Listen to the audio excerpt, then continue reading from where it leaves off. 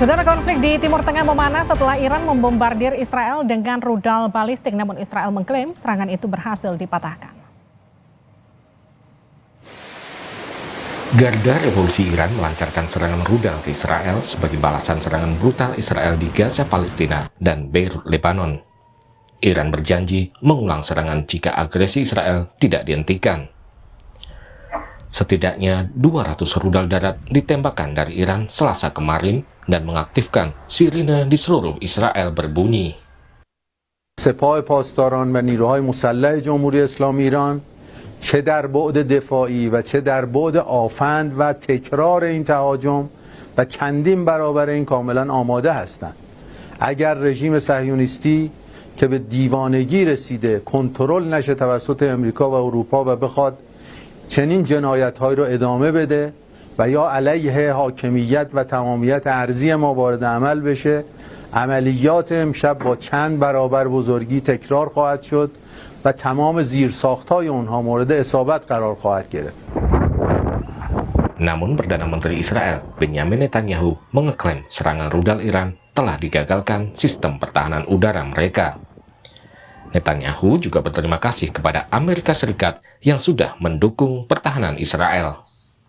אלה שלא מבינים זאת, הם יבינו. נעמוד בכלל שקבענו. מי שתוקף אותנו, אנחנו תוקפים אותו. זה נכון בכל מקום כשאנחנו נלחמים בציר הרשע. זה נכון ליהודה ושומרון, זה נכון לעזה, ללבנון, לתימן, לסוריה, וזה נכון גם לאיראן. אנחנו נלחמים בציר הרשע בכל מקום. Sebelum dihujani rudal oleh Iran, Israel aktif menyerang Lebanon sejak 23 September lalu. Data Kementerian Kesehatan Lebanon, sejak serangan itu, korban tewas berjumlah 1.073 orang. Lebih dari 2.900 orang luka-luka. Sementara itu, agresi Israel di jalur Gaza mendekati 1 tahun sejak serangan pada 8 Oktober 2023. Selama itu, 41.000 lebih orang tewas dan lebih dari 96.000 warga Gaza luka-luka. Atas meningkatnya ketegangan di Timur Tengah, Presiden Joko Widodo memerintahkan Menteri Luar Negeri Retno Marsudi memastikan keselamatan WNI di Lebanon dan segera melakukan evakuasi. Berdasarkan data KBRI Beirut, saat ini terdapat 157 warga negara Indonesia di Lebanon. Kementerian Luar Negeri, Bu Menteri sudah saya perintahkan untuk menindaklanjuti apa yang sudah saya sampaikan agar keselamatan perlindungan terhadap warga kita di nomor 1 kan evakuasi disegerakan. Ya, itu aja. Konflik di Timur Tengah belum memperlihatkan tanda-tanda akan segera berakhir. Setelah melancarkan serangan udara besar-besaran ke Beirut, Israel saat ini telah menempatkan pasukan daratnya di perbatasan Lebanon. Tim Liputan, Kompas TV. Lantas pasca serangan Iran ke Israel, seperti apa dampaknya ke kawasan Timur Tengah? Kita akan bahas bersama pengamat Timur Tengah dari Universitas Gadjah Mada, Siti Mutia. Selamat malam, Bu Siti. Selamat malam, Mbak Livi. Bu Siti, kalau kita melihat Iran yang kembali berupaya menyerang Israel, apakah bisa diprediksi seperti apa balasan Israel nanti?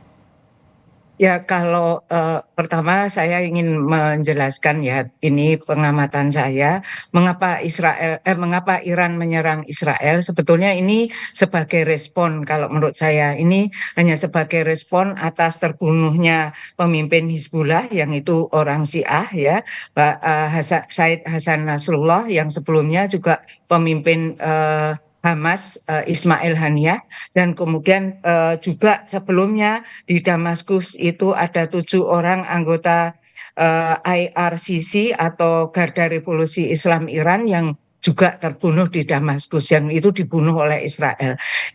Dari pemerintah Iran sendiri sudah menyatakan bahwa pasti Iran akan bereaksi atau memberi respon atas apa yang dilakukan oleh Israel. Khususnya balasan ini yang saya amati bukan hubungannya dengan Gaza ya, dibombardirnya Gaza, dan Gaza itu hampir runtuh sekarang, hampir rata semua dengan tanah, ada sekian ribu ton runtuhan bangunan dan kemudian pindah ke Lebanon. Tapi lebih kepada reaksi Israel itu lebih kepada terbunuhnya Hasan Nasrullah kalau menurut saya, pemimpin Hizbullah yang itu memang punya hubungan dekat dengan Iran. Ya, jadi tidak semata-mata untuk bereaksi pada masalah Gaza dan serangan Lebanon, tapi lebih kepada reaksi Iran terhadap terbunuhnya Hasan Nasrullah. Dari pihak Iran sendiri mengatakan bahwa memang Iran itu harus bereaksi, ya, harus bereaksi karena untuk menunjukkan eksistensi Iran. Dia juga sudah mengatakan beberapa yang saya amati, Iran akan memberi reaksi proporsional tidak berlebihan, hanya sekedar menunjukkan ketidaksenangannya kepada Israel yang telah membunuh para pemimpin Hizbullah maupun Hamas maupun pemimpin Iran ya sebelumnya itu juga 2 tahun yang lalu Mullah Iran juga dibunuh di Irak, yaitu ini kumpulan ini respon ya, jadi respon. Kalau ditanyakan kepada saya apa nantinya seperti tadi malam juru bicara gedung Kapital itu sudah mengatakan kita tahu bahwa itu sudah diketahui oleh Israel dan Amerika ya bahwa Iran itu sedang mempersiapkan untuk menyerang Israel secara langsung, itu sudah diketahui. Ya. Nah, kalau kita lihat ini kan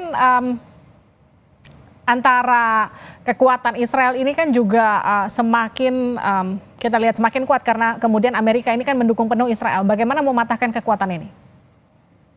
Kalau mematahkan yang ini dalam rangka mematahkan itu juga menyerang Lebanon itu dalam rangka sebetulnya mematahkan kekuatan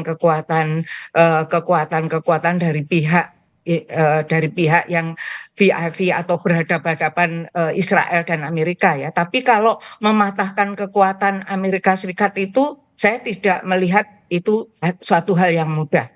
Ya, karena Amerika Serikat sendiri seperti tadi saya katakan tadi malam itu mengatakan sampai Iran berani menyerang Israel secara langsung, Amerika Serikat tidak segan akan melakukan tindakan yang diperlukan gitu. Dan saya lihat Abraham Lincoln kapal Indo Amerika Serikat itu sudah parkir di Teluk sudah lama ya. Kemudian Amerika Serikat juga punya kekuatan di negara-negara Teluk seperti Arab Saudi, Qatar, Bahrain, Uni Emirat Arab, sulit untuk mematahkan mereka ya. Tapi artinya bisa nggak Amerika kemudian berperan untuk menghentikan terjadinya perang ini? Kalau justru perang ini bisa dihentikan, peranan Amerika itu besar. Ya, kalau Amerika itu mengatakan seperti Joe Biden, ini perang harus dihentikan, tapi dia kan nggak ada tindakan selanjutnya, ya, tidak ada tindakan selanjutnya. Kuncinya itu justru ada di Amerika Serikat, ya, kalau menurut saya, karena Amerika Serikat lah yang saat ini dianggap superpower, ya, masih dianggap superpower. Nah, jadi kuncinya ada pada Amerika Serikat. Coba kalau Amerika Serikat misalnya di bawah Joe Biden mengatakan mengecam Israel atas serangan terhadap Lebanon maupun terhadap Gaza akan berhenti. Ya.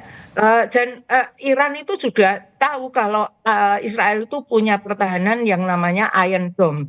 Itu bisa menghalau semua serangan pada Israel ya. Itu sudah diketahui. Jadi ini memang serangan yang artinya kecil, tidak ada artinya ya, hanya untuk menunjukkan eksistensi.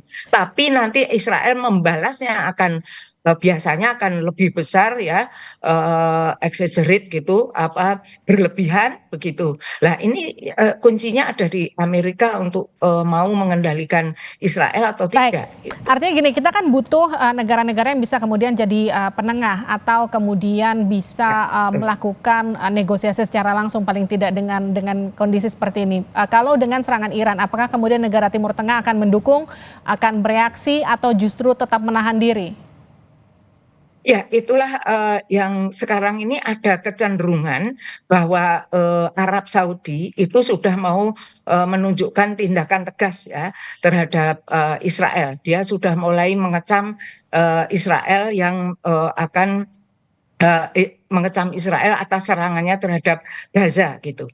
Sudah ada kecenderungan itu ya, sebetulnya negara-negara Arab itu mulai bersatu. Kita tahu Arab Saudi dan Iran itu ditengahi oleh Cina ya. Mereka punya hubungan yang tidak harmonis karena Iran digambarkan teroris dan lain sebagainya, digambarkan mempunyai senjata pemusnah massal. Lah itu oleh Cina itu tahun yang lalu itu didamaikan ya, mereka bertemu dan kelihatannya ada rekonsiliasi. Inilah mulai kekhawatiran Israel bahwa kalau negara-negara Arab bersatu ya itu berarti ancaman bagi Israel. Artinya negara-negara Arab harus bersatu untuk kemudian bisa meredam perang terjadi. Iya, itu idealnya ya. Tapi sampai kalau serangan kematian Hasan Nasrullah maupun serangannya terhadap Lebanon yang telah memakan korban 1073 orang itu, dan 20 kota sudah mulai dibombardir, 20 kota itu tidak sedikit karena Lebanon itu adalah negara kecil gitu. Itu harusnya sudah dihentikan gitu. Harusnya ya, sudah bereaksi Timur Tengah begitu ya, negara-negara di Timur Tengah ya, tapi ini masih belum ya. Tapi ya masih belum. Saya masih melihat belum ya. Hanya ada indikasi bahwa Arab Saudi mulai mau mengecam Israel begitu, tapi belum secara pasti. Nah, ini adalah kuncinya, itu ada tokoh yang bisa diterima kedua belah pihak. Kalau Presiden Amerika Serikat yang sebelumnya itu misalnya Bill Clinton ataupun Barack Obama itu didengarkan oleh kedua belah pihak. Nah ini Joe Biden mohon maaf kok diabaikan. Antonio Guterres sebagai sekjen PBB juga tidak dihiraukan oleh Israel. Kita membutuhkan tokoh internasional yang punya pandangan-pandangan untuk perdamaian. Itu yang kita ini vakum. Artinya itu diharapkan bisa menjadi kunci untuk menghentikan terjadinya potensi perang dunia ketiga ini lewat perang di kita membutuhkan figur perdamaian yang bisa menghentikan, seperti Woodrow Wilson itu waktu perang dunia pertama, kemudian ada John F. Kennedy itu Franklin Delano Roosevelt setelah perang dunia kedua, atau sebelum-sebelumnya Mahatma Gandhi yang punya ide-ide perdamaian. Kita ini seperti vakum dan semua negara seperti terbengong gitu. Untuk melihat kekejaman Israel ya menyerang Gaza dan Lebanon. Terima kasih Bu Siti sudah bergabung bersama kami di Sapa Indonesia Malam. Sama-sama. Sehat-sehat selalu.